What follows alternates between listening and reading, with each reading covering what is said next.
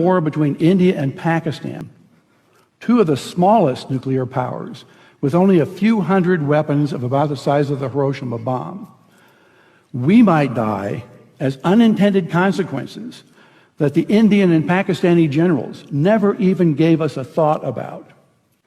My colleagues, Luke Oman and Alan Roebuck, calculated the spread of smoke after a war between India and Pakistan. It only takes about 2 weeks for the smoke to cover the entire Earth, and it would rise to altitudes between 20 and 50 miles above the surface. At those altitudes, it never rains. The smoke would stay there for years. This farmer may be in Europe or in the United States, but many thousands of miles from Pakistan and India, is looking at the smoky sky above him and down at the crops that have died in his field from lack of light and cold temperatures. It's estimated that in a war between India and Pakistan, that we would lose 10 to 40% of the yields of corn, wheat, and rice for years afterward because of the bad weather.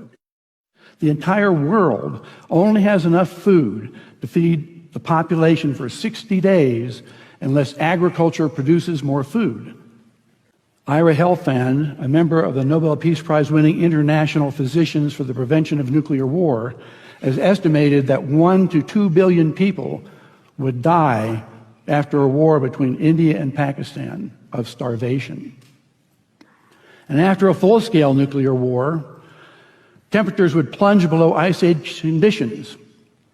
We would be in a nuclear winter. No crops would grow.